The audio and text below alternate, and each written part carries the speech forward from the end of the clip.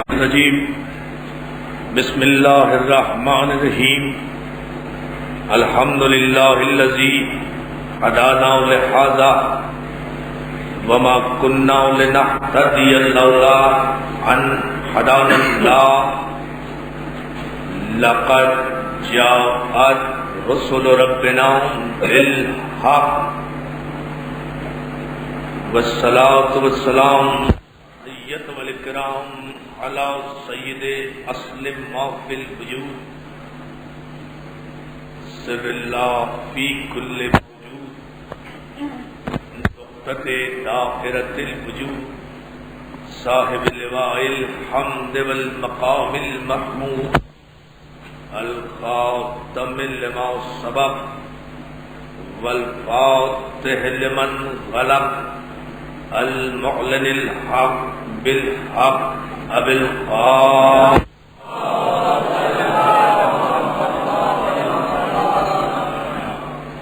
وآلہ الطیبین الطاہرین المعصومین المنتجبین المظلومین ولعنۃ اللہ علی اعدائہم اجمعین من یومنا ھذا الی یوم الدین. قال سبحانہ وتعالی فی محکم کتابہ الحکیم بسم اللہ الرحمن الرحیم یا ایھا الذین آمنوا من یرتد منکم عن دینہ فیأت اللہ بقوم.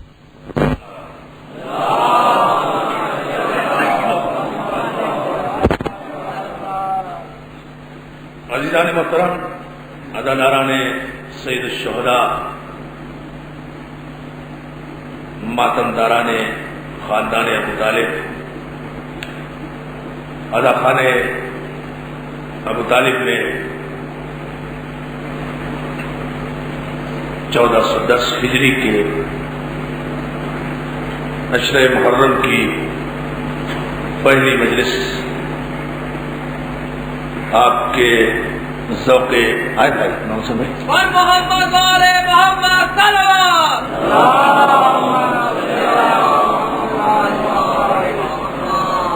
آپ کے بہترین ذوق سماعت کی نظر ہے. 1410 ہجری کا محرم اپنی تمام تر آبتاب کے ساتھ حسینیت کی فتح کا پرچم لہراتا ہوا افق انسانیت پر طلوع ہو چکا ہے. اور جب کوئی پرچم لہرائے تو یقین کر لینا چاہیے کہ صاحب پرچم کو جیت ہوئی ہے، ہارا نہیں. صلوات علیہ.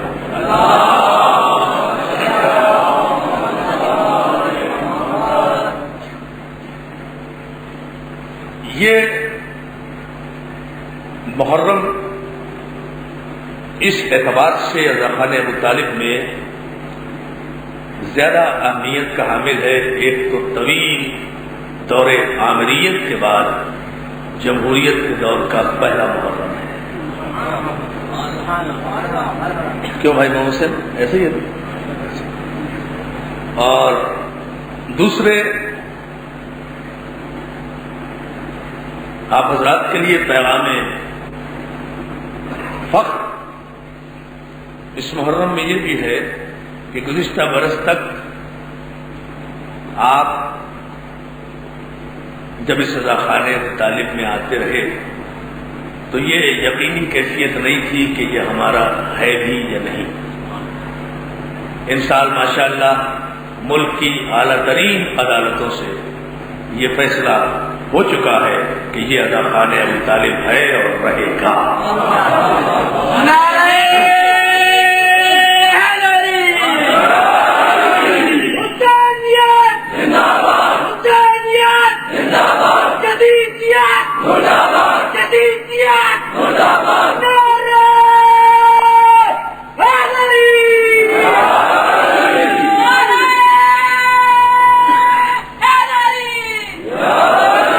ماشاءاللہ باقر بلگانی صاحب اور اس انجمن کے صدر اور اراکین اور یہاں کے نوجوان اور قوم کی دعاؤں کے نتیجے میں اور ان کی محنتوں کے نتیجے میں آپ مقدمہ جیت گئے ہیں، اور انشاءاللہ عنقریب آئندہ برس جب آپ آئیں گے تو مولا نے اگر چاہا تو یہاں سرکار ابو طالب کا شایع نشان اعلیٰ خانہ تعمیر ہو۔ خداوند عالم آپ حضرات کو توفیق دے، اس لیے کہ ابو طالب کا اعلیٰ خانہ پورے پاکستان میں صرف ایک ہی ہے۔ ویسے تو ہر اعلیٰ خانہ ابو طالب کا اعلیٰ خانہ ہے، لیکن سرکار ابو طالب سے منسوب اگر کوئی اعلیٰ خانہ براہ راست ہے تو وہ صرف یہ اعلیٰ خانہ ابو طالب ہے۔ اور ظاہر ہے جان محترم کہ جو ابو طالب کو نہیں مانتے وہ اس کے اعلیٰ خانے کو کہاں مانیں گے، لیکن ہم نے بھی قسم کھائی ہوئی ہے کہ ہر دور میں ابو طالب کو بھی منواتے رہیں گے، اس کے اعلیٰ خانے کو بھی تسلیم کریں گے، اس لیے کہ یہ اپنا اپنا مینڈیٹ ہے، اپنی اپنی توفیق ہے اور اپنی اپنی قسمت ہے کہ خدا نے ہمیں ہماری تقدیر میں ابو طالب کا اعلیٰ خانہ رکھا، دنیا کے مقدر میں ابو سفیان کا بت خانہ رکھا۔ تو یہ اپنی اپنی قسمت کی بات ہے، اپنی اپنی تقدیر کی بات ہے۔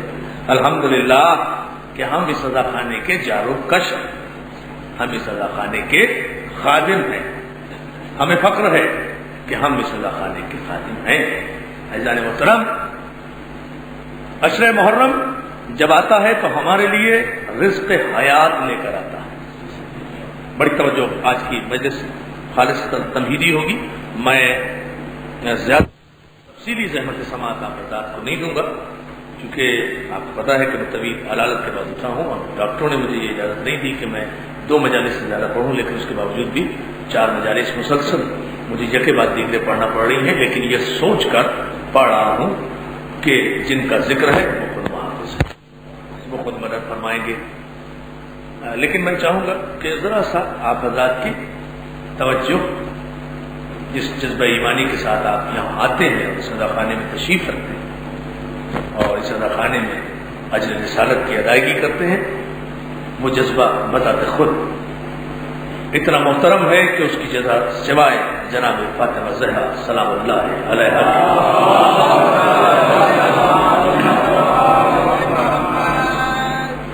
یہ محرم کی جو 10 دن ہوتے ہیں یہ ہمارے لیے رزق حیات فراہم کرتے ہیں۔ ان 10 دنوں میں ہم حسین کے صدقے میں ملت مسلمہ کو اتنا رزق علم تقسیم کرتے ہیں جو سال بھر ہزاروں کتابوں کے مطالعے کے بعد بھی ملت کو نصیب نہیں ہوتا۔ اب جو ہے نا اتنا رزق علم ہم فراہم کرتے ہیں کہ سال بھر اگر ہزاروں لائبریریز بھی چھان مارے اور ہزاروں دارالمطالعوں میں مطالعہ کریں تو بھی ملت مسلمہ کو اسلام، دین، شریعت، حق، باطل، ظالم، مظلوم، امر بالمعروف، نہی عن المنکر، حق و باطل کی تمیز، ظالم اور مظلوم کا امتیاز، اچھائی اور برائی میں فرق، نور اور نار میں فرق نہیں معلوم ہو سکتا جتنا ان 10 دنوں میں ہم ملت مسلمہ کے سماعتوں کی نظر کرتے ہیں کہ حسین تو آج بھی ساری کائنات کو رزق امتیاز حق و باطل عطا کر رہا ہے۔ رزق امتیاز حق و باطل ایسا ہے کہ جس امتیاز کو اگر محسوس نہ کیا جائے اور اگر یہ امتیاز کسی کو میسر نہ ہو تو یاد رکھیے نہ کلمہ توحید کا کوئی فائدہ ہوگا اور نہ کلمہ رسالت کا کوئی فائدہ ہوگا، اس لیے کہ کلمہ توحید کی بنیاد بھی اس ظالم اور مظلوم کے فرق ہی پر تو ہے۔ جب مسلمان بندہ یہ کہتا ہے کہ اشہد ان لا الہ الا اللہ، میں گواہی دیتا ہوں کہ کوئی عبادت کے لائق نہیں ہے سوائے اللہ کے، تو پہلے وہ تمام باطل خداؤں کا انکار کرتا ہے، پھر ایک برحق خدا کا اقرار کرتا ہے۔ صلوات بھیجے محمد۔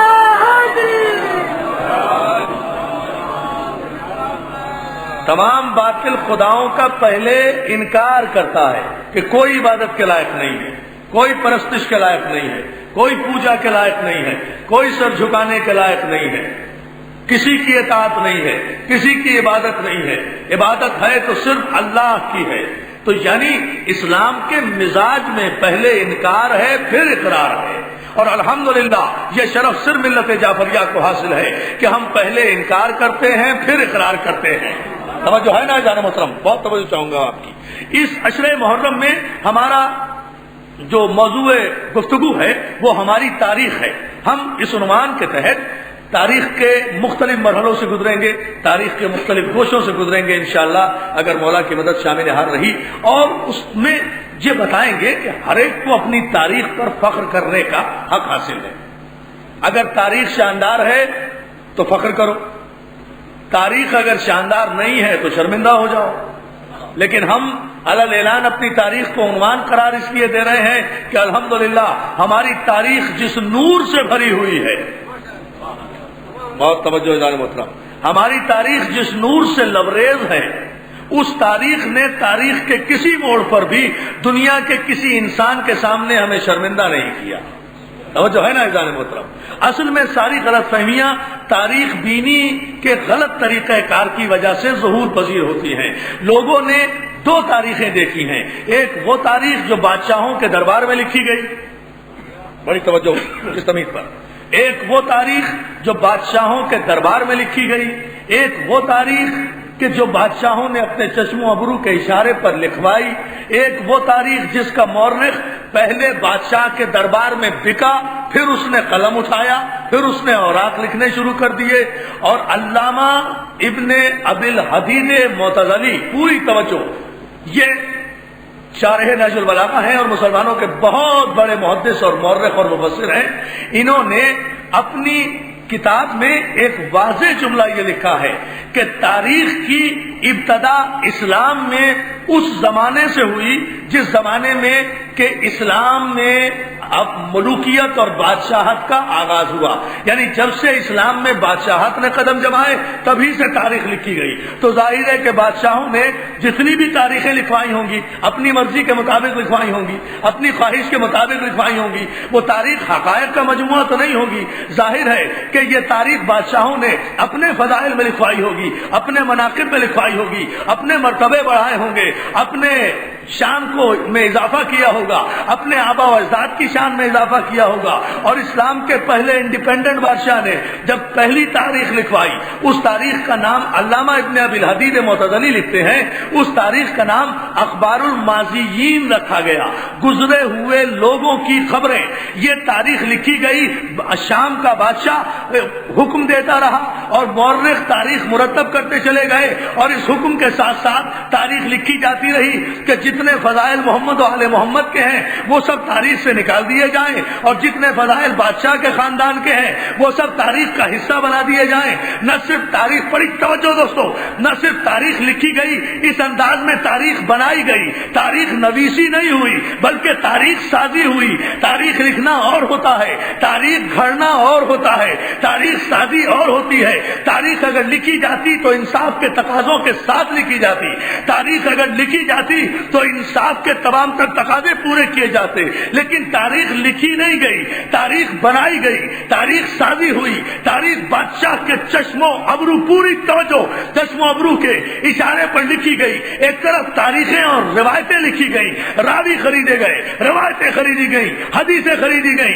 محدث خریدے گئے، مفتی خریدے گئے، مولوی خریدے گئے، خطیب خریدے گئے، ممبر خریدے گئے، اور پھر 70,000 ممبروں سے 70 برس تک ہر جمعے کے خطبوں میں علی پر سب و شتم ہوتا رہا، علی کی کردار کشی ہوتی رہی، علی کی فضیلت گھٹانے پر خطبے دیے جاتے رہے، تاریخیں لکھی جاتی رہی، مولوی بولتے رہے، مفتی فتوے دیتے رہے، ممبر پر چہکتے رہے، اس لیے کہ حکومت کی سربراہی حاصل تھی۔ عزیزان محترم، لیکن اسی لیے تو ہم اپنی تاریخ پر فخر کر کے اسے عنوان قرار دیتے ہیں کہ 70 برس تک 70,000 ممبروں سے علی کی کردار کشی کی جاتی رہی، علی کا کوئی نام لینے والا نہ رہے، کوئی علی کی فضیلت جاننے والا نہ رہے، کوئی علی کا مقام پہچاننے والا نہ رہے۔ لیکن اسی مسلمان کی تاریخ کی اندھی اور بہری گونگے اوراق نے خود یہ طے کیا آج 1410 ہجری کے محرم میں کہ بادشاہ مر گئے، بنی امیہ کے تخت الٹ گئے، تاج لوٹ گئے، بنی عباس اپنی اپنی قبر کے جہنم میں پہنچ گئے، تاریخ مٹ گئی، مورخ مٹ گئے، راوی مٹ گئے، روایتیں ختم ہو گئی، حدیثیں ختم ہو گئی، محدث مٹ گئے، قلم مٹ گئے، انداز مٹ گئے، تاریخیں ختم ہو گئی، تخت الٹ گئے، بیت المال ختم ہو گیا، پاور آف اسٹیٹ ختم ہو گئی، پاور آف ویلتھ ختم ہو گئی، پاور آف کمیونیکیشن ختم ہو گئی، راوی ختم ہو گئے، افسر ختم ہو گئے، دربار ختم ہو گئے، مشیر ختم ہو گئے، وزیر ختم ہو گئے، بادشاہوں کی تلواریں ٹوٹ گئی، علی دشمنی کرنے والے سب کے سب اپنی قبروں کے جہنم میں پہنچ گئے، مگر میرا علی اور اس کی اولاد کل بھی علی تھا، آج بھی علی ہے اور قیامت تک علی رہے۔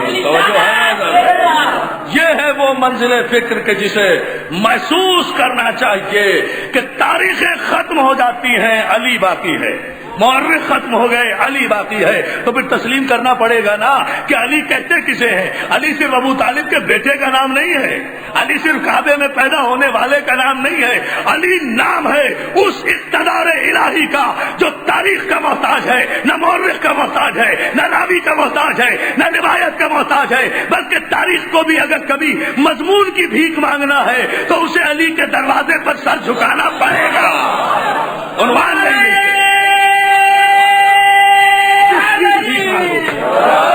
مضمون کی بھی تاریخ کے اوراق کو مضمون نہیں ملتا اگر تاریخ کے اس موڑ سے کسی بھی رخ سے علی اور اولاد علی کو ہٹا دیا جائے، اولاد ابو طالب کو ہٹا دیا جائے۔ عزیزان محترم، ہماری تاریخ اسی لیے قابل فخر کارناموں کی تاریخ ہے۔ ہماری تاریخ میں آپ کو قتل نظر نہیں آئے گا، خون نظر نہیں آئے گا، خون خرابہ نظر نہیں آئے گا، وحشت نظر نہیں آئے گی، بربریت نظر نہیں آئے گی، توجہ ظلم نظر نہیں آئے گا۔ ہماری تاریخ میں آپ کو ایک جملہ کہتا ہوں اگر آپ توجہ فرما رہے ہیں، ہماری تاریخ میں آپ کو اقرار رسالت نظر آئے گا، انکار نبوت نظر نہیں آئے گا۔ علی یا علی یا علی، توجہ فرمائیں، آج کی مجلس اسی جملے کی حد تک ہوگی، اس لیے آپ غور فرمائیں گے اس پر تمہید میں۔ ہماری تاریخ میں آپ کو اقرار نبوت نظر آئے گا، نبوت میں شک نظر نہیں آئے گا۔ ہماری تاریخ میں احترام رسالت نظر آئے گا، توہین نبوت نظر نہیں آئے گی۔ ہماری تاریخ دوستو، یہ ہماری تاریخ ہے، یہ ہماری تاریخ کا فخر ہے، اس پر صرف ہم فخر کر سکتے ہیں کہ ہماری تاریخ علم کی تاریخ ہے، باب علم کی تاریخ ہے، شہر علم کی تاریخ ہے، علم کی تاریخ ہے، صداقت کی تاریخ ہے، شجاعت کی تاریخ ہے، سیادت کی تاریخ ہے، نجابت کی تاریخ ہے۔ پھر میں عشرے میں ایک ایک لفظ پر بحث کروں گا جتنے میں یہ آج آپ کی خدمت میں عرض کر رہا ہوں، اس کی ابھی تمہید سمجھ لیں آپ۔ ہماری تاریخ علم کی، شجاعت کی، صداقت کی، طہارت کی، سیادت کی، نجابت کی تاریخ ہے۔ ہماری تاریخ اکثریت کی تاریخ نہیں ہے، ہماری تاریخ تلواروں کی تاریخ نہیں ہے، ہماری تاریخ بغداد کی دیواروں کی تاریخ نہیں ہے، ہماری تاریخ کاٹ کھانے والی ملوکیت کی تاریخ نہیں ہے، ہماری تاریخ عامروں اور یزیدوں کا قصیدہ پڑھنے والوں کی تاریخ نہیں ہے، ہماری تاریخ علم کی تاریخ ہے، حق کی تاریخ ہے۔ اگر توجہ ہے تو سارا مجمع سنے، ایک جملے میں سمندر بند کر رہا ہوں، ہماری تاریخ مسئلہ بتانے والوں کی تاریخ ہے، مسئلہ پوچھنے والوں کی تاریخ۔ ہائے ہائے ہائے،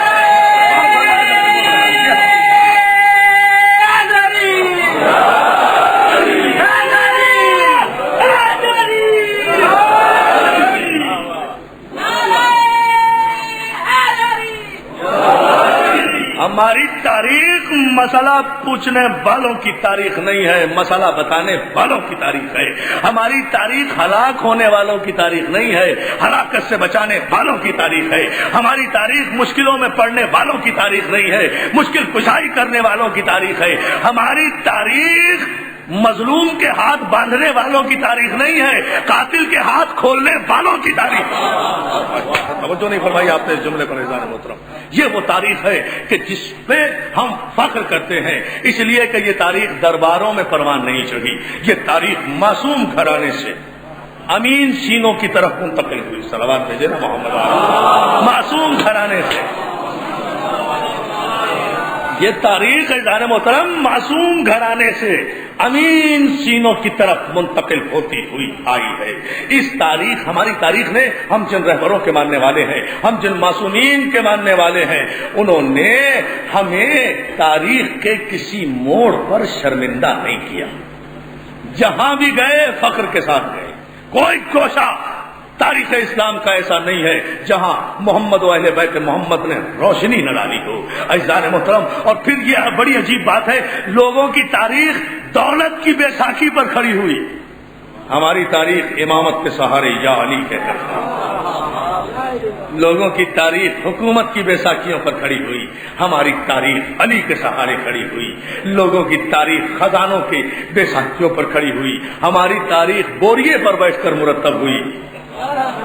بہت توجہ، ہماری تاریخ بوریے پر بیٹھ کر مرتب ہوئی، اور تاریخ تو ہم نے عنوان رکھ لیا، ہماری تاریخ وہی ہے جو قرآن کی تعریف ہے۔ میں نے بہت بڑا جملہ کہا ہے اور میں یہاں سے مضمون کی طرف آ رہا ہوں۔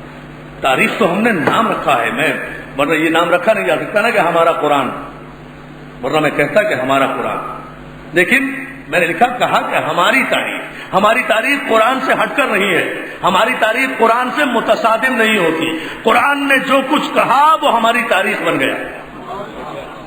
توجہ ہے، قرآن جو کچھ کہتا رہا وہ ہماری تاریخ بنتا رہا، ہم اس تاریخ کو سینے سے لگاتے رہے جو قرآن کی تائید کرتی رہی، اس تاریخ کو مسترد کرتے رہے جو قرآن کو مسترد کرتی رہی۔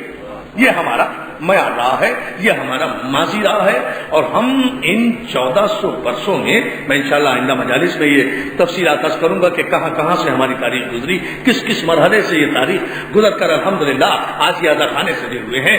آج ہزاروں کی تعداد میں مومنین موجود ہیں، لاکھوں کی تعداد میں اداخانے آج ساری دنیا میں پائے جاتے ہیں، کروڑوں کی تعداد میں محمد و اہل بیت محمد کے ماننے والے اور پرستار موجود ہیں۔ آج کی اس ایک جملے پر میں اپنی پوری گفتگو مرکوز رکھوں گا جب تک بھی مجھ میں طاقت رہی بولنے کی، کہ ہماری تاریخ احترام رسالت کی تاریخ ہے، اس لیے کہ قرآن نے احترام رسالت کا حکم دیا ہے۔ من یطع الرسول فقد اطاع اللہ، جس نے رسول کی اطاعت کی اس نے اللہ کی اطاعت کی۔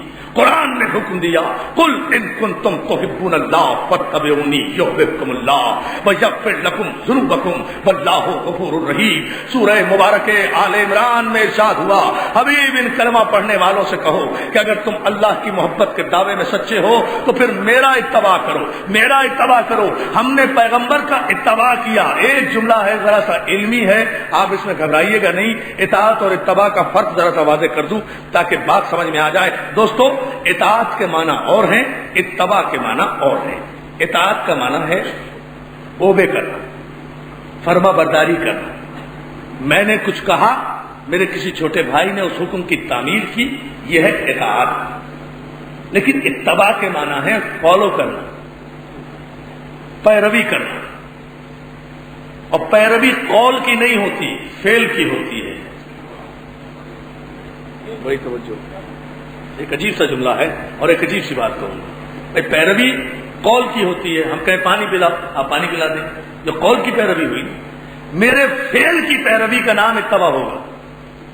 تو اس سورہ مبارک آل عمران کی اس آیت میں خداوند عالم نے اتباع پیغمبر کا حکم بھی دیا، اور دوسری آیت میں اطاعت پیغمبر کا بھی حکم دیا، یعنی جو پیغمبر کہے اسے بھی مانو، جو پیغمبر کرے وہ بھی کرو۔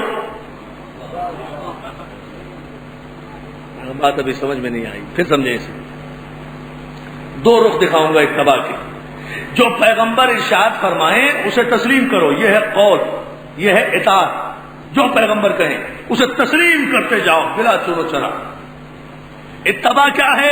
اتباع پیغمبر یہ ہے کہ جو بھی پیغمبر نے کیا، جو فعل بھی کیا، جو عمل بھی کیا، تمہیں بالکل وہی کرنا ہے، اس میں نہ اجتہاد کرنا ہے، نہ روایت لگانی ہے، نہ ہیر پھیر کرنا ہے، نہ اپنی عقل سے آپ کو کوئی فیصلہ کرنا ہے۔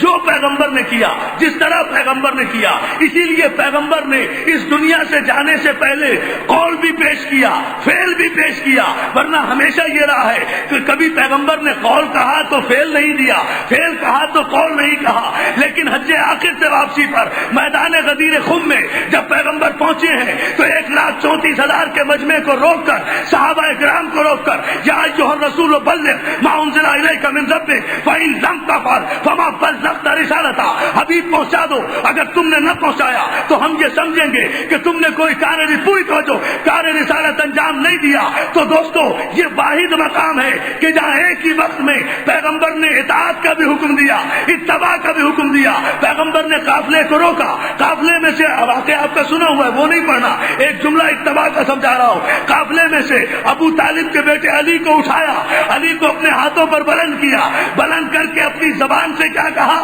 زبان سے کہا من کنت مولا ہو فہذا علی المولا، جس کا میں مولا اس کا یہ علی مولا۔ تو پیغمبر کا قول کیا ہوا؟ پیغمبر کا قول کیا ہوا؟ جس کا یہ مولا، جس کا یہ مولا اس کا علی مولا، جس کا نبی مولا اس کا علی مولا۔ یہ ہے اطاعت پیغمبر۔ ہم مسلمانوں پر واجب کیا کہ جو کچھ پیغمبر نے کہا اس کی اطاعت کریں، اس کی اطاعت کریں۔ یعنی پیغمبر نے کہا کہ مولا جس کا میں مولا اس کا یہ علی مولا، تو اب اطاعت رسول یہ ہے۔ شاہ جی بھائی بلکہ صاحب محمد حسین بھائی یہ دیکھیں بڑی عجیب فکر ہے۔ پیغمبر نے کہا کہ جس کا میں مولا اس کا یہ علی مولا، تو پیغمبر نے قول فرمایا نا، اطاعت قول کی ہوتی ہے۔ تو جب پیغمبر نے ابو طالب کے بیٹے کو مولا کہہ دیا تو اب قیامت تک ہر مسلمان کا فرض ہے کہ وہ علی کو مولا مانے۔ یہ اطاعت پیغمبر ہوگی، لیکن اتباع پیغمبر کا بھی تو حکم ہے۔ پیغمبر کا اتباع کیا ہے کہ جو پیغمبر نے کیا وہ تم بھی کرو۔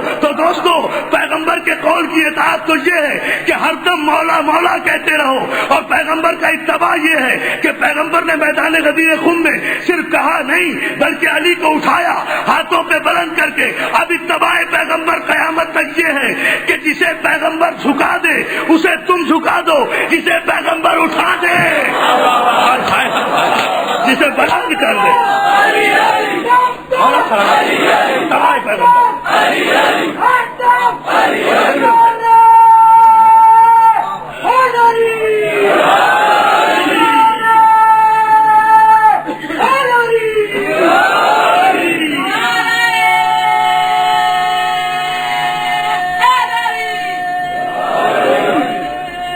بلند آواز سے پوری طاقت و توانائی سے باہر تک بیٹھے ہوئے بولنے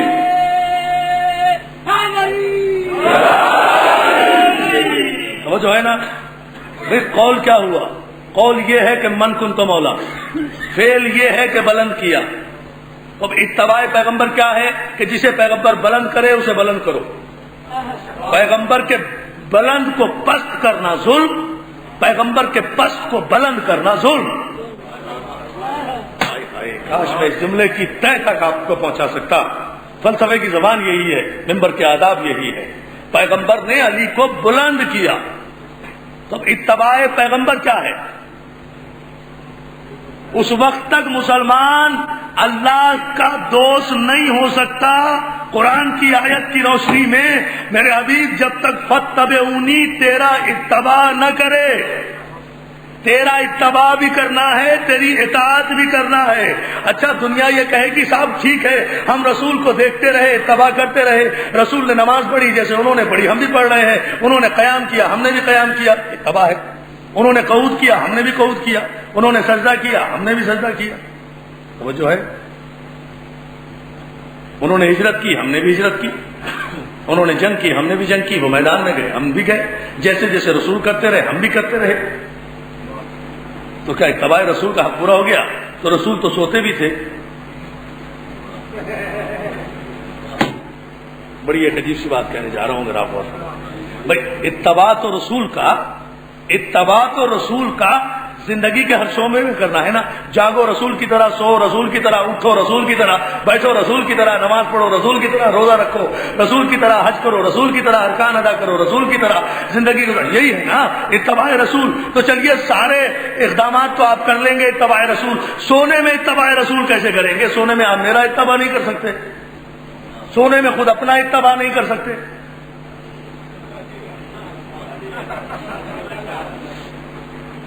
بات آ رہی ہے سر؟ دیکھیں اتباع کریں بھائی. اب سوئیں گے کیسے؟ آپ کو خود یہی نہیں پتا کہ میں کیسے سو رہا ہوں. سوتے میں پتا ہوتا ہے کسی کو آنکھ کدھر ہے, ہاتھ کدھر ہے, ٹانگ کدھر ہے, سر کدھر ہے؟ جب نیند آ رہی ہے تو کیا پتا ہے؟ نہیں سو سکتا نا, اپنی طرح خود نہیں سو سکتا. میں قربان ہو جاؤں, میں ایک ایسی منزل پر آپ کو لے کے جانا چاہ رہا ہوں جہاں اتباع آپ کو سمجھاؤں گا نہیں, انشاءاللہ مولانا طاقت دی تو دکھاؤں گا کہ اتباع کیا ہوتا ہے. حکم قرآن تو یہ ہے نا کہ کاملاً حکم ماننا ہے, رسول کا اتباع کرنا ہے زندگی کے ہر شعبے میں. تو رسول جاگتے کیسے ہیں, چلیے اتباع کر لیں گے. رسول مسکراتے کیسے ہیں, چلیے ان کا اتباع کر لیں گے. رسول نماز کیسے پڑھتے ہیں, چلیے ان کا اتباع کر لیں گے. اس لیے کہ سب دیکھ رہے ہیں, چلنا بھی اپنے بس میں, بیٹھنا بھی اپنے بس میں, اٹھنا بھی اپنے بس میں, بولنا بھی اپنے بس میں, لیکن سونا تو اپنے بس میں نہیں ہے. رسول سوتے کیسے ہیں یہ کیسے پتا چلے گا؟ یہ تو کائنات میں کوئی انسان نہیں ہے کہ کوئی میرے سونے کی نقل نہیں اتار سکتا, میں کسی کے سونے کی نقل نہیں اتار سکتا. مگر قربان جاؤں میں تدبر رسالت کے اور بصیرت پیغمبر کے کہ جس نے ہجرت کی شب اس آیت کا مفہوم بتایا کہ کوئی اتباع رسول کا حق ادا نہیں کر سکتا سوائے ابو طالب کے بیٹے علی کے. جب جاتے جاتے کہا علی آج ہمارے بستر میں سو جاؤ, اور دیکھو علی بن کر نہ سونا, ایسے سونا جیسے ہم سوتے ہیں.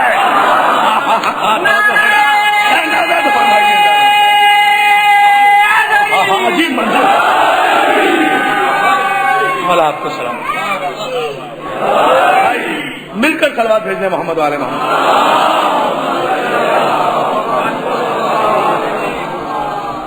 ایسے سونا حکم کیا ہے؟ تمام تاریخیں متفق ہے, اور یہ اہم ترین جملہ ہے, اور اس پر آپ حضرات توجہ فرمائیں گے کہ تمام تاریخیں متفق ہیں کہ پیغمبر اسلام نے کہا, یہ ہے ہماری قابل فخر تاریخ, علی ہم جا رہے ہیں تم سو جاؤ, سو جاؤ, لیٹ جاؤ نہیں. ما آتاکم الرسول فخذوہ وما نہاکم عنہ فانتہوا. جو رسول تمہیں دے اسے لے لو, جس سے منع کرے اس سے رک جاؤ.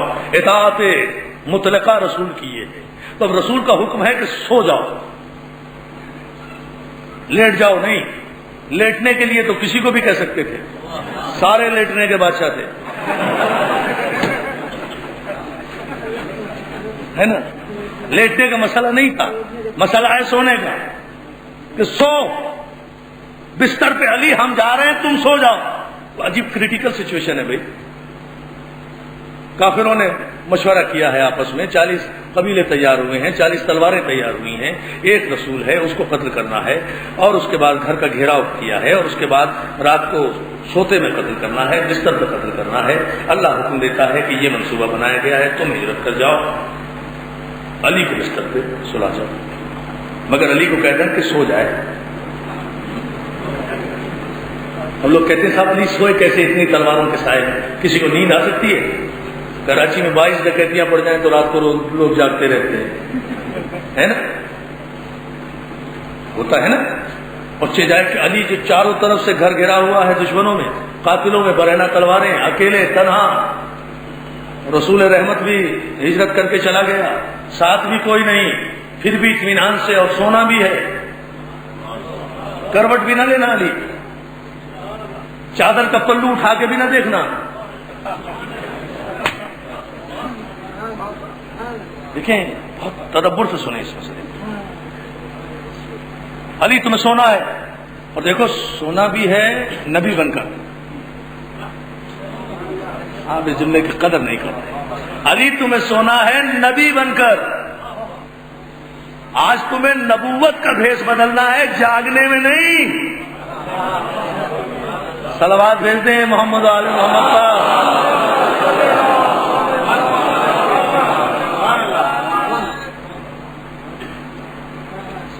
بلند ترین ایک سوال ہے.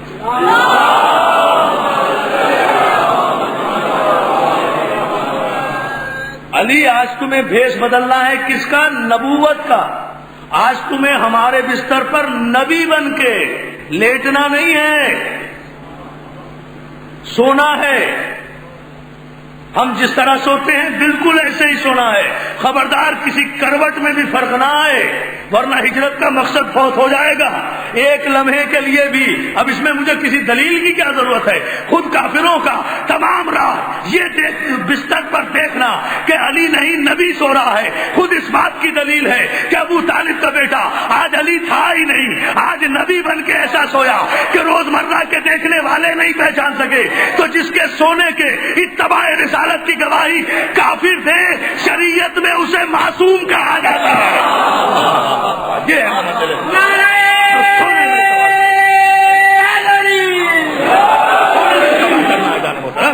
باقیہ یہ روزمرہ کی ہجرت سنی ہوئی ہے، میں جس نئے رخ سے پیش کر رہا ہوں اس پر آپ توجہ فرمائیں. سونے میں کسی کی نقل نہیں اتاری جا سکتی، یا تو سویا نہیں جا سکتا.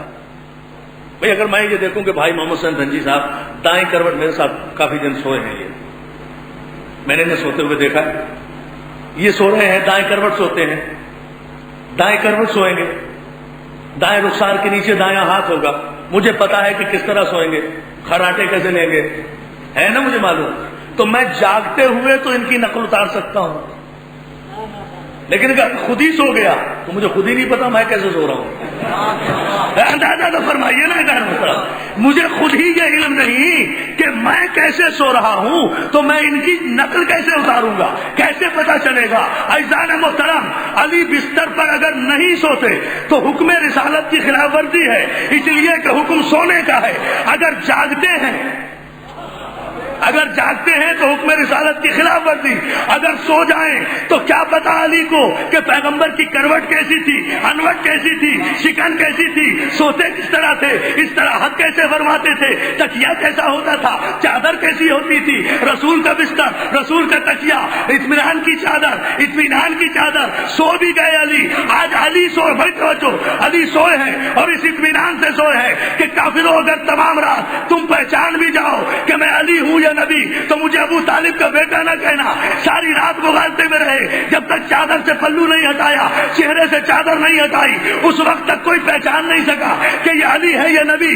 اتنے پیغمبر ہجرت کر گئے، مقصد ہجرت پورا ہو گیا. تو دوستو ساری رات علی کا نبی بن کر بستر رسول پر سونا اس امر کی دلیل ہے کہ اول ما خلق اللہ نوری وانا علی من نور واحد. میں اور علی ایک ہی نور سے ہیں. مسلمانوں کی ام المومنین جناب عائشہ فرماتی ہیں کہ حضور کا چہرہ سراج منیر تھا. ہم رات کے اندھیرے میں جب ہماری سوئی گر جاتی تھی تو ہم جب حضور کے آنے کا انتظار کیا کرتے تھے، حضور آ جاتے تھے تو آپ کے چہرے کی روشنی میں ہم سوئی تلاش کیا کرتے تھے. تو حضور ہے روشن چراغ، تو اب جہاں حضور ہے وہاں روشنی ہے. حضور گھر میں تو روشنی گھر میں، حضور مسجد میں تو روشنی مسجد میں، حضور ممبر پر تو روشنی ممبر پر، حضور بستر پر تو روشنی بستر پر. تو حضور کے چہرے سے جو نور ساطع ہوتا تھا، جہاں حضور ہے وہاں روشنی ہے.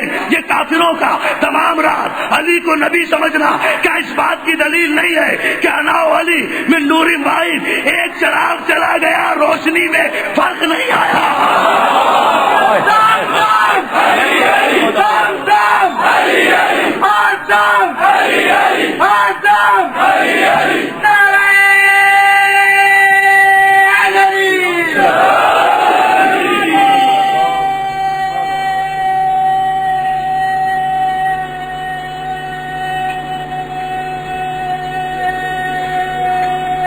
جیو سلامت رہو.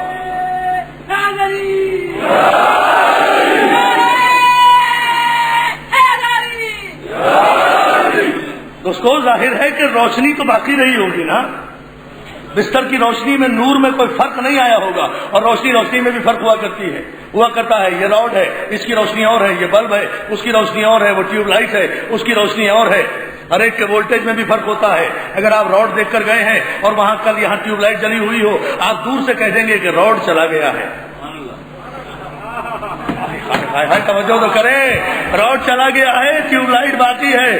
آج ٹیوب لائٹ موجود ہے. تو اگر علی اور نبی کے نور میں جو نور چہرے رسالت سے بقول ام المومنین کے ساتھ ہوتا تھا، اگر اس نور میں کوئی فرق ہوتا اتنا بھی جتنا بلب اور ٹیوب لائٹ میں ہوتا ہے، تو قاتل پہچان جاتے، پیغمبر کا تعاقب کرتے، مقصد ہجرت فوت ہو جاتا. لیکن میں قربان جاؤں ابو طالب کا بیٹا آج لباس نبوت پہن کر سو رہا ہے. ساری رات کافر علی کو نبی سمجھتے رہے. کون علی کا مقابلہ کرے گا؟ کن مردوں کو علی کے مقابلے میں لاتے ہو؟ ارے کئی مردے بھی کھڑے ہوا کرتے ہیں. دیوانوں، علی کا مقابلہ کیا کرو گے؟ شب ہجرت جو علی کو تھوڑا سا غلط سمجھے وہ نبی سمجھے، جو بالکل غلط سمجھے وہ خدا سمجھے. آپ عجیب بدل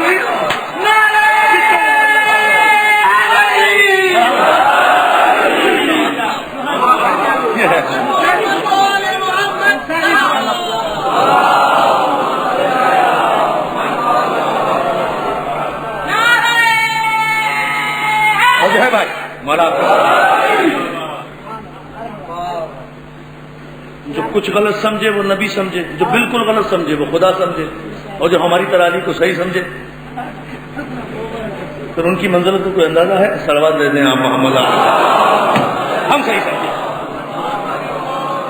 ہم نے نہ علی کو خدا مانا نہ نبی مانا، ہم نے علی کو علی مانا.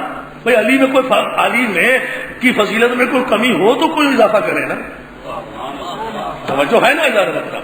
علی کی اپنی مرضی ہے، سوئے تو نبی، جاگے تو خدا، جنگ کرے تو شاہ لاپتہ، انگوٹھی زکات میں دے دے حالت نماز میں تو شاہ نما، مسکینوں کو کھانا کھلا دے تو حالتہ. جس کا اٹھنا بیٹھنا جاگنا سونا قرآن کی آیتوں کو اذن نزول دیتا ہو، جس کا اٹھنا بیٹھنا جاگنا سونا قرآن کی، کل بتاؤں گا انشاءاللہ، جس کا اٹھنا بیٹھنا جاگنا سونا قرآن کی آیتوں کو اذن نزول دیتا ہو، اسے ہماری تاریخ میں علی کہتے ہیں. صلوات دیتے ہیں محمد علی محمد. اتنی سی بات ہے. قرآن کی آیتوں کو اذن نزول الحمدللہ کہ ہماری تاریخ یزیدیت کے حامیوں کی تاریخ نہیں ہے، ہماری تاریخ عامریت کے حامیوں کی تاریخ نہیں ہے، ہماری تاریخ ظلم کے آگے سر جھکانے والوں کی تاریخ نہیں ہے. الحمدللہ ہماری تاریخ مظلوم کی حمایت کرنے والوں کی تاریخ ہے. ہماری تاریخ جہاں جہاں بھی دنیا میں مظلومیت ہے وہاں وہاں حسینیت ہے. مظلوموں کو کوئی راستہ نظر نہیں آتا سوائے حسین کے. کسی کے سامنے کوئی ایگزامپل نہیں ہے سوائے کربلا کے. یاد رکھیں، میں بڑے اعتماد سے کہہ رہا ہوں یہ بات، کسی مظلوم طبقے کے پاس دنیا میں there is no example، کوئی مثال ہی نہیں ہے جو بڑھ کر سہارا دے. ایک کربلا ہے جو ہر مظلوم کو سہارا دیتی ہے، ایک کربلا ہے جو لوگوں کو جرأت اظہار بھی دیتی ہے، جرأت اقرار بھی دیتی ہے، جرأت انکار بھی دیتی ہے.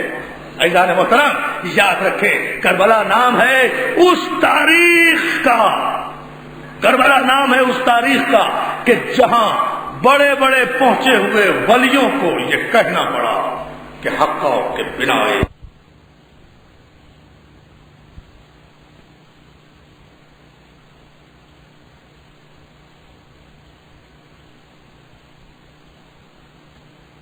عقل کی تاریخ ہے.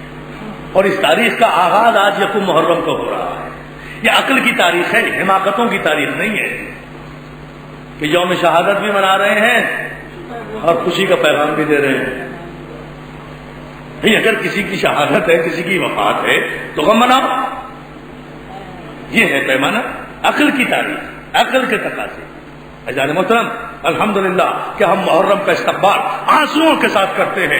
کوئی واقعہ نہیں ہے سال ہجری کا حسین کے واقعے سے بڑا. اس ہجرت کے تصور کو، ہجرت کے کیلنڈر کو جسے لیے پھرتے ہو، خدا کی قسم اگر حسین نہ ہوتا تو جب نبوت ہی نہ رہتی تو اس کی ہجرت کہاں سے رہ جاتی؟ ہجرت کہاں؟ صلوات علی محمد علیہ محمد. ہجرت کہاں سے رہ جاتی؟ ہجری سال کہاں سے رہ جاتا؟ ہجری کیلنڈر کہاں سے رہ جاتا؟ اس ہجرت کو زندگی دی ہے فاطمہ کے لال نے. اس کیلنڈر میں خون بھرا ہے، حسین نے اپنے جگر کو سوکھا.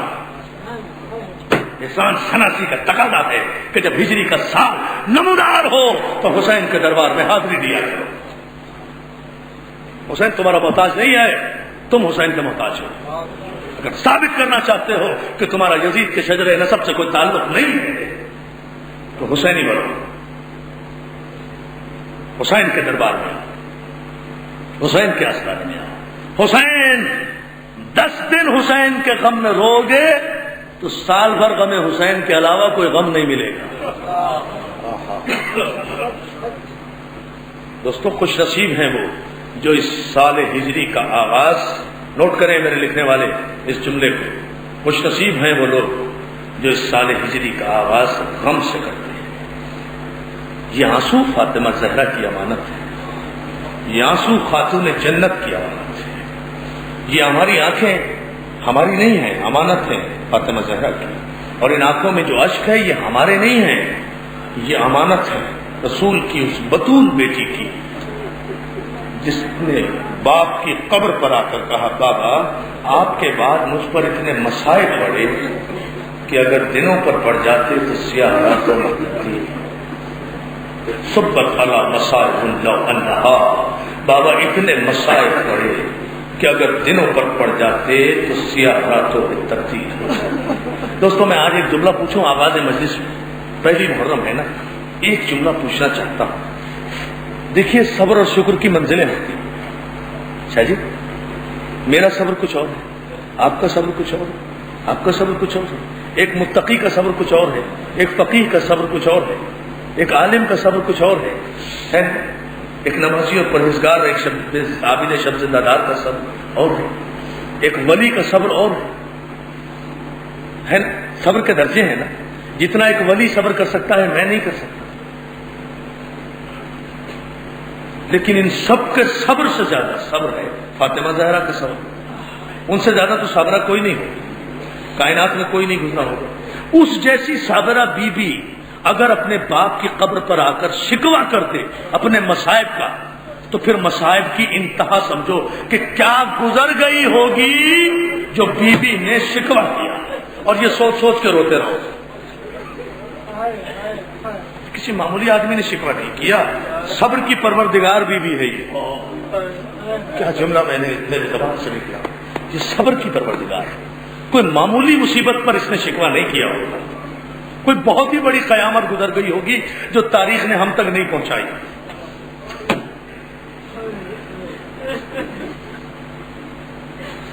آخر اپنے باپ کے پاس آ کر کہتی ہے بابا اتنے مصائب مجھ پہ پڑ گئے کہ دنوں پر پڑ جاتے تو سیاہ راتوں میں۔ یہ کسی شاعر کا کلام نہیں ہے، یہ صدیقہ کائنات کی زبان سے نکلا ہوا سچ ہے، صدیقہ کائنات کی زبان سے نکلا ہوا سچ ہے۔ دوستو عشرہ محرم پرسا دو فاطمہ زہرا کو ان کے اجڑے ہوئے گھر کا، مدینہ اجڑ رہا ہے، مدینہ اجڑ رہا ہے، روضہ رسول ویران ہو رہا ہے، قبر بطول ویران ہو رہی ہے، قبر بطول تو آج بھی ویران ہے۔ اللہ تم سب کو جنت البقیع لے جائے۔ ہمیں شرف حاصل ہوا، مجھے بھائی محمد حسین دھنجی بھی یہاں بیٹھے ہیں، ہم جب وزیر اعظم پاکستان کے ساتھ عمرے پر گئے ہم نے وہ اجڑی ہوئی قبر دیکھی ہے، عزادارو اس قبر کو ہم دیکھ کر دونوں بھائی رونے لگے تھے، اور رو کر ہم نے یہ کہا تھا کہ آباد ہے سارا مدینہ، برباد ہے بطول کی قبر۔ عزادارو کائنات کی ساری ویرانی اگر دیکھنا ہے نا تو وہ جنت البقیع کی ٹوٹی ہوئی قبر پر ہے۔ عزادارو وہاں جا کے پوچھنا پڑتا ہے ارے بطول کی قبر کہاں ہے؟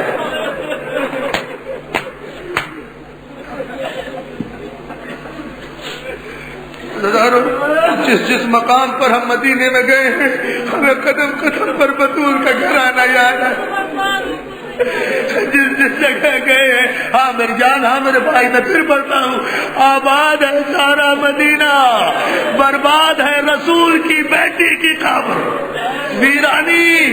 ویرانی ایسی کہ کوئی پوچھنے والا نہیں۔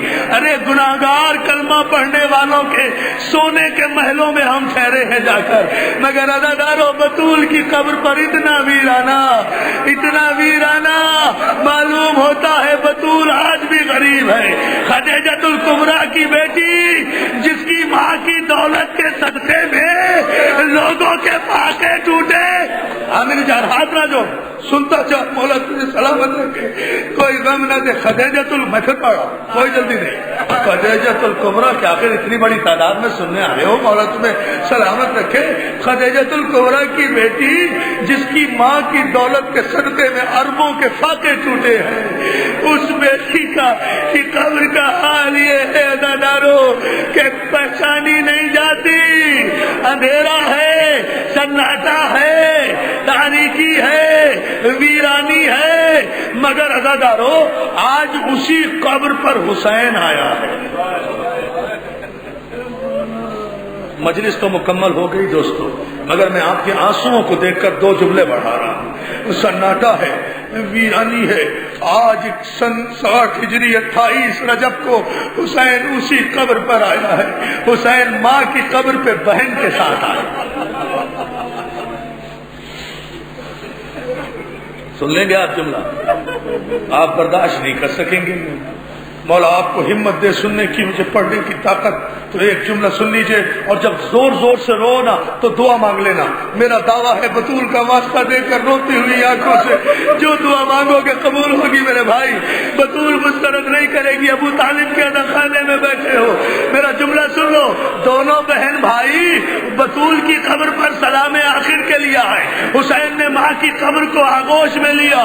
میرا شعر سن لینا، آغوش میں لے کر حسین کہتے اماں اماں حسین جا رہا ہے، اماں خدا حافظ، اماں تم بھی لہو میں اپنا چمن دیکھنے چلو، زینب کے بازوؤں میں رسن دیکھنے۔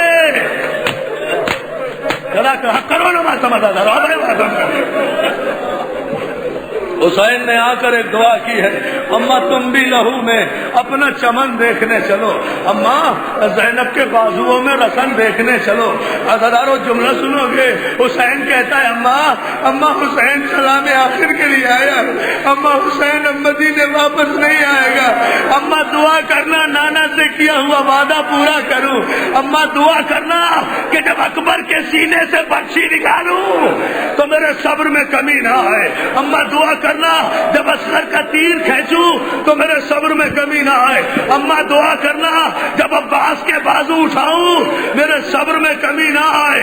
عزادارو جملہ سنیں گے آپ، ایک مرتبہ قبر زہرا میں زلزلہ آیا، قبر زہرا میں زلزلہ آیا، قبر زہرا سے آواز آئی، حسین حسین حسین میرا عباس کہاں ہے؟ اب جس میں کلیجہ ہے وہ سن لے، یہ میرا آخری جملہ، مجھ میں طاقت نہیں، نہ سن سکو گے تم نہ میں پڑھ سکوں گا۔ حسین میرا عباس کہاں ہے؟ حسین نے ماں کی قبر چھوڑی، روزے سے باہر آ کر کہا عباس اماں بلا رہی ہے، میں قربان غازی عباس، میں قربان جی سے فاطمہ بلا ہے، عباس تمہیں اماں بلا رہی ہے۔ عباس دوڑے دوڑے آئے، عباس دوڑے دوڑے آئے، عباس دوڑے دوڑے آئے، قبر زہرا کو آ کر بوسہ دیا بڑے سکون سے۔ دو ماؤں کا تذکرہ کروں گا ان مسائل میں، آہستہ سے دو جملے ہیں جی۔ شکر کی منزل پر چونکہ مولا نے بڑی خیریت سے مجھے یہ طاقت دی کہ میں نے یہ چاروں مجلسیں پڑھی ہیں، اس لیے سلام کی منزل پر مجھے ایک جملہ کہنا ہے، منزل تشکر پر کہہ رہا ہوں۔ حسین کے بھائی عباس نے قبر زہرا پر رخسارہ رکھا، بوسہ دیا، قبر سے آواز آئی عباس عباس میں نے تجھے اپنا بیٹا کہا ہے۔ بڑی سکون سے اب ہے منزل دعا، دعا کا وقت اب آ رہا ہے قریب۔ عباس میں نے تجھے اپنا بیٹا کہا ہے، عباس عباس میں نے تجھے اپنا بیٹا کہا ہے، تجھ سے فاطمہ صرف اتنا کہتی ہے کہ تیری زندگی میں میرے حسین پہ کوئی حرف نہ آئے۔ عباس میں اپنے حسین کو تیرے حوالے کرتی ہوں۔ عباس نے وعدہ کیا، قافلہ چلنے کے لیے تیار۔ آخری جملہ، دوسری ماں کا تذکرہ، یہ فاطمہ کا جملہ۔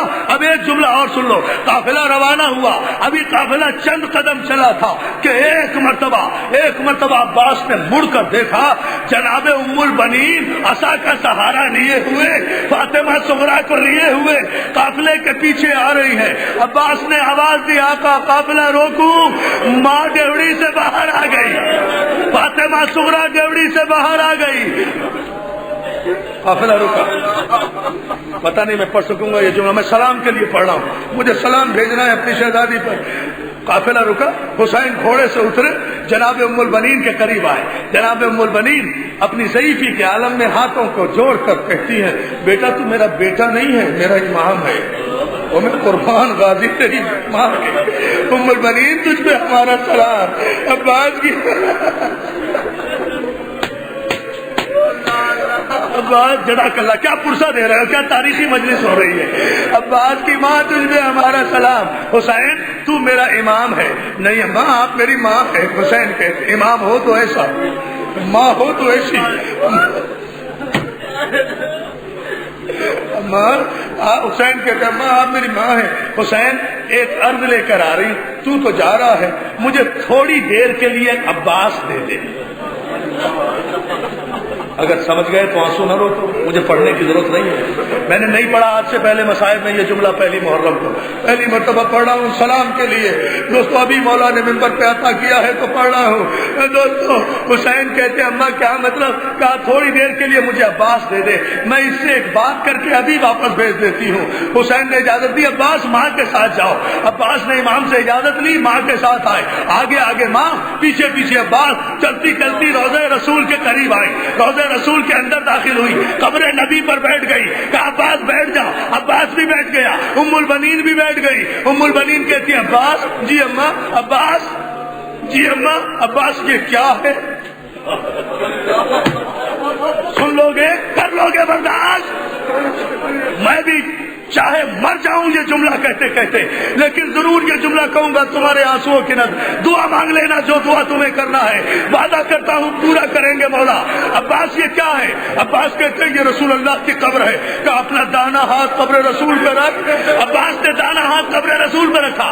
ام البنین نے عباس کا بایاں ہاتھ اٹھایا، اپنے سر پر رکھا. بیٹا یہ کیا ہے؟ ماں یہ میری ماں کا سر ہے، یہ میری ماں کا سر ہے. عباس یہ قبر رسول ہے، یہ میرا سر ہے. ان دونوں کی قسم کھا کر مجھ سے وعدہ کر کہ جب تک تیرے دونوں ہاتھ باقی ہے زینب کا پردہ، زینب کی